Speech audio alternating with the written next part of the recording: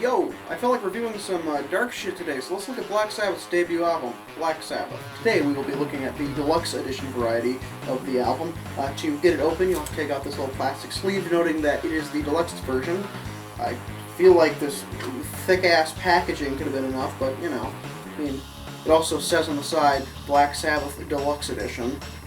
When you open it up, you will find that there is a nice little booklet with some information about the band, a little bit of information about the album. It's very nice, very fun read. And then when you also flip open this other flap, you will find two discs.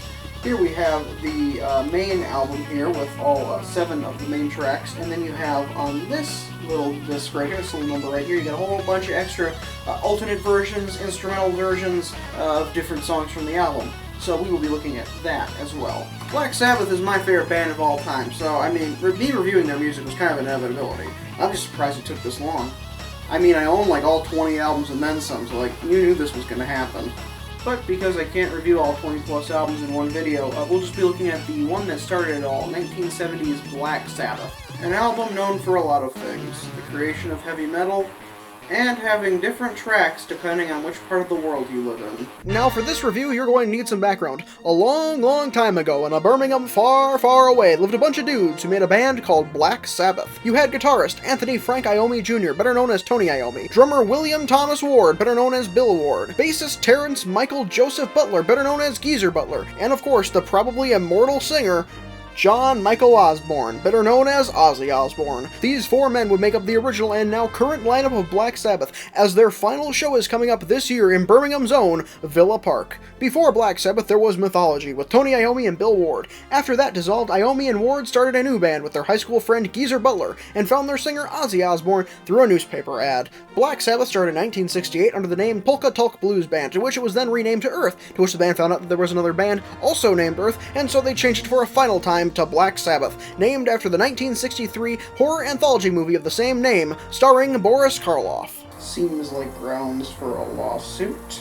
After Iommi left the band for a short time to work with the other band, Jethro Tull, for less than a year, he came back, and they decided to make their first album, an album known for its slow and heavy sound, either because of Tony losing the tips of his middle and ring fingers in an accident while working at a sheet metal factory, or as a way to keep with Ozzy Osbourne's singing voice, as he wasn't very fast at the time. Reasons differ depending on who you ask, but the finger story is the most commonly believed.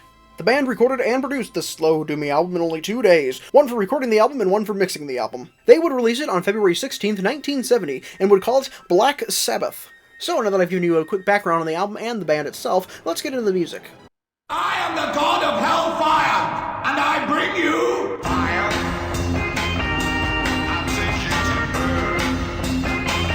Black Sabbath on Black Sabbath by Black Sabbath is the opening 6-minute and 20-second track. This song is great. It's opening slow, rumbling riffs are the template for all metal, dark and heavy going forward. I mean, this basically was the first heavy metal album, so I mean, you know, there were gonna be some people influenced by it. While people at the time and even now would call this track satanic, according to bassist Geezer Butler, the song was written as more of a way to scare the shit out of you regarding the devil. It was not meant to make him seem badass or cool in any way. He is described as a true nightmare, an all-encompassing evil. The song's lyrics are simple. It's about a man who comes face to face with the first of the fallen, Lucifer. He watches everything around him become engulfed in flames, and the land is left leveled in the devil's wake. It's a dark opener for sure, and definitely not for the faint of heart if you don't know what you're getting into. But if you've heard Black Sabbath before, you know they don't play home fries. This song is perfect, and I'm not just saying that because I'm blinded by my love of the band and think their songs can do no wrong. Trust me, there are some Black Sabbath songs that people love that, while I respect and enjoy, would not call them my favorites. This track, however, is pure ecstasy.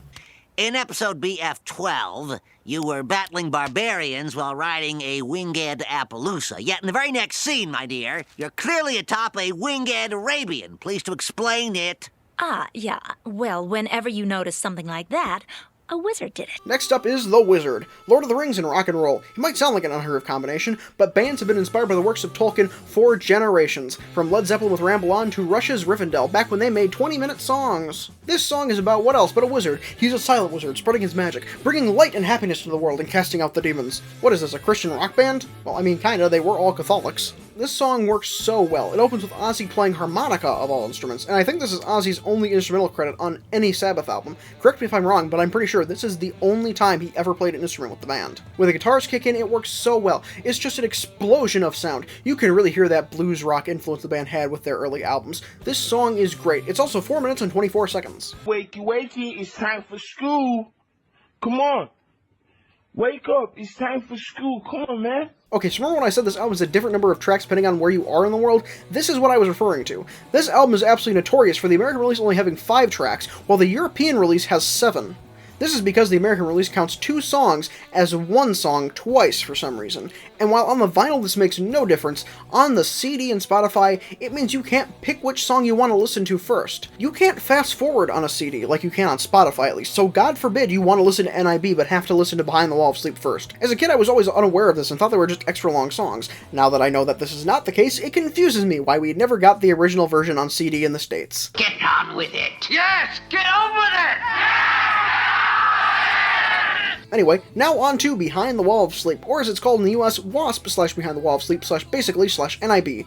Behind the Wall of Sleep is just the first 2 parts of the track. WASP and Behind the Wall of Sleep. WASP is just the opening instrumental bit, and the rest of the song is just Behind the Wall of Sleep. The song on its own is 3 minutes and 37 seconds, while the combined American version is 9 minutes and 44 seconds. The song's lyrics are weird to say the least. In an interview with Geezer Butler, he would say, "It's about death. I always thought your dreams were telling you what death was going to be like after a particularly weird dream I had." This is a quote from an interview. However, I cannot find that interview on the internet anywhere for some reason.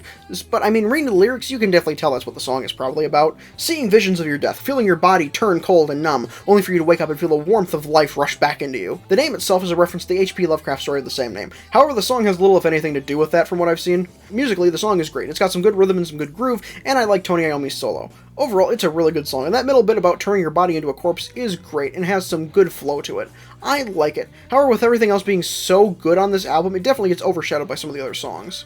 We've got to have money. Next is the 6-minute and 8-second track, N.I.B. N.I.B. is the second half of the US version's 3rd track along with Behind the Wall of Sleep. The US version designates Geezer Butler's bass solo as being titled Basically. It's definitely a memorable solo. It's very hummable. Getting into the meat of the song, you'll find it has some great lyrics, which a lot of people at the time, and still today, misread as satanic. However, digging into the lyrics, you'll find that it's pretty anti-Satan. On the surface, it's a song about a guy who gets tricked by the devil into having all the riches in the world as long as he stays with them, only to find out it was the devil, and now he's fucked. However, in an interview, Geezer Butler would state that the song wasn't actually just a basic story of a man meeting the devil at the crossroads, but instead a song about businessmen selling their soul figuratively to money, as according to Geezer, they're the real Satanists. This song is pretty great. It's just constant, amazing riffs and solos. It's got fast and it's got slow parts. Bill Ward's drumming is on full display. Ozzy is singing his damn lungs out. This song is just a seminal classic in metal.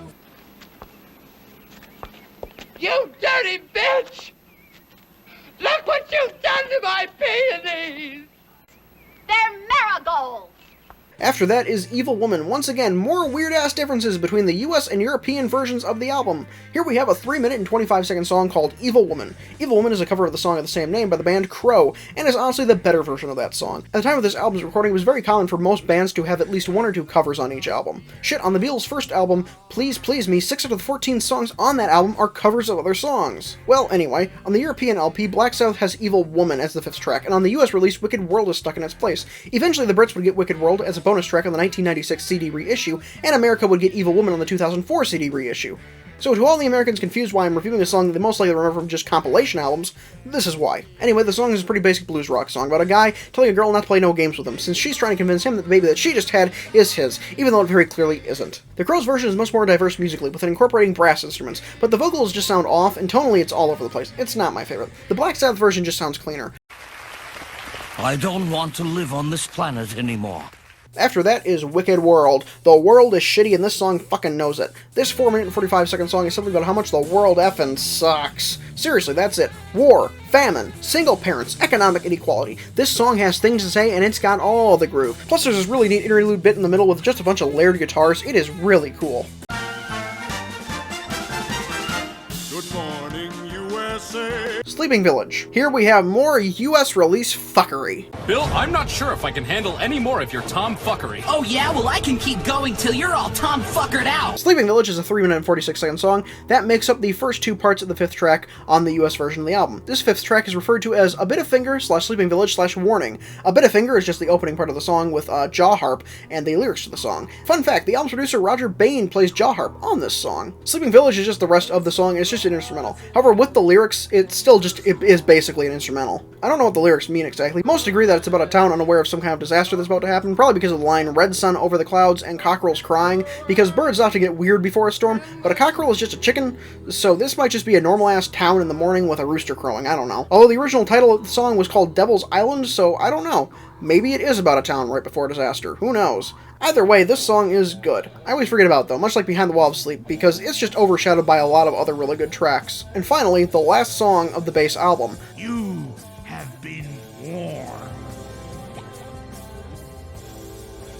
Sleeping Village then transitions into Warning. Warning is about a guy who gets his heart broken by a girl. At the beginning of the song, he says that when he first saw her, the sky became dark with thunderclouds, and the wind began to moan, as if it was a sign to leave her alone. But he didn't listen like a dumbass. Then he dreamt of her sleeping with another man, another possible warning, but he didn't listen like a dumbass. Then she decides to break up with him. He was warned by the world, and he didn't listen like a fucking dumbass. Warning is a cover of the song of the same name by the Ainsley Dunbar Retaliation. Ozzy pretty infamously fucks up the line, "I was warned about you, baby," by saying "I was born without you, baby," which just makes the song make no fucking sense at all. He probably just misheard it, and no one realized until it was too late, which is fair. The song was originally not released on an album, was simply a single, which meant that it didn't have a lyric sheet, so it is very possible that Ozzy was simply just deciphering what he could get from the original single he was listening to. Comparing the two songs, it is night and day. The original is all of 3.5 minutes, and while the lyrics are mostly the same, the sound is very different. It's a lot more traditional in the ways of blues rock, with keyboards added into the background, and it's a pretty good song. However, I do prefer the longer Black Sabbath version with all of Tony Iommi's added solos, but this is still a very classic song. Warning is Sabbath's longest song to date at 10 minutes and 28 seconds, making up almost a quarter of the album's runtime. When you combine this with the previous track of the American release, the runtime becomes 14 minutes and 15 seconds. Now we're going to be looking at all the alternate versions of the songs. I'm not going to go into super huge detail, but I still want to talk about them because, I mean, content right here. I don't want to live on this planet anymore. The European Deluxe Edition comes with the B-side version of Wicked World, which is just a slightly less clear version of Wicked World, and the American release just replaces that with Evil Woman. Wicked World is slightly longer at 4 minutes and 47 seconds instead of 4 minutes and 44 seconds, though. Welcome to hell, motherfucker! The next track is Black Sabbath Studio Outtake, which is just a slightly less polished version of the original song. It is 3 seconds longer at 6 minutes and 23 seconds. In a couple of spots you can hear the band members talking, the ending verse is slightly different with the line, "Look over your shoulder, the devil is there," but other than some very minor changes with the instruments, it's almost exactly the same, except Ozzy's voice is just a little bit quieter. Just like when I'm hiding from the cops. Oh, thank God. Sorry about that. Just be a second. That's a clean burning hell, I tell you what. Next is the instrumental version of Black Sabbath. That's it. It's just an instrumental version of the song without Ozzy's lyrics added, and it doesn't have any of the sound effects like rain like the original has. It is slightly shorter than the regular version at 6 minutes and 14 seconds. After that is a 4 minute and 47 second alternate take of The Wizard. At the beginning, the band mistakenly calls it Devil's Island and have to correct themselves, so that's kind of funny.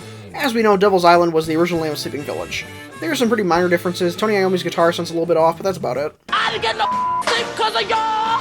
Y'all not gonna get a sleep because of me! Then there's an alternate take of Behind the Wall of Sleep, which has almost no differences, except like one instance of Tony Iommi's guitar being a little warbly.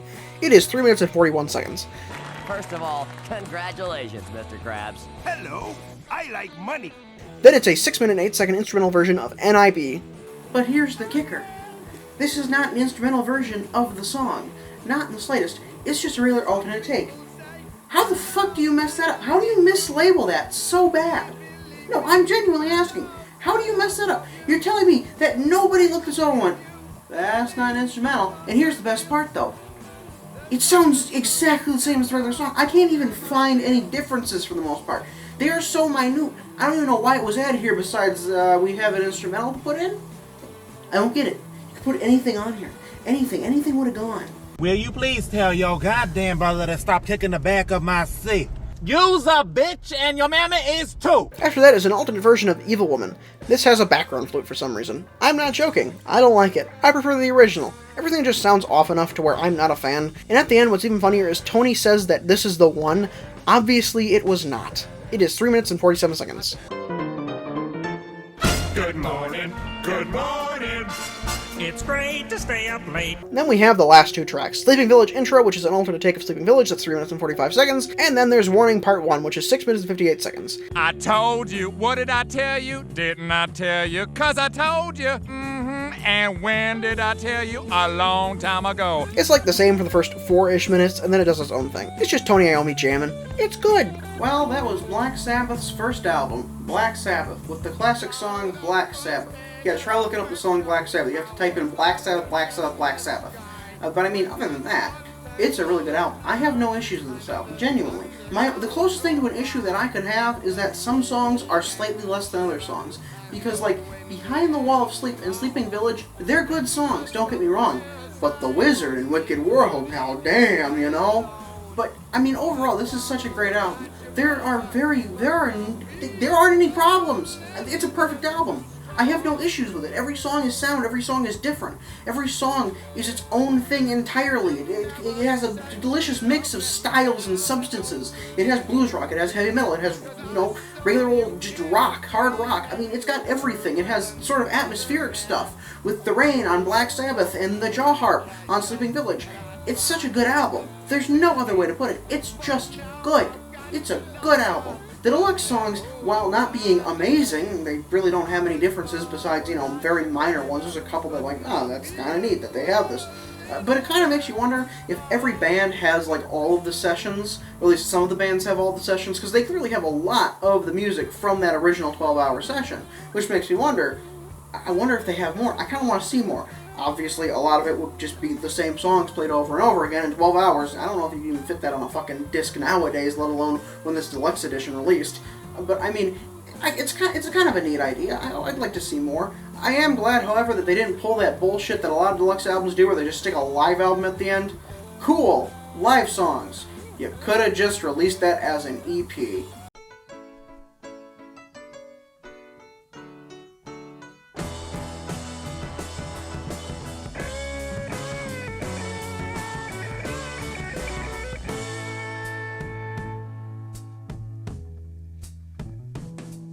Do you live your life precisely by the rules of the game? Is your mind an open page, or will it always be the same?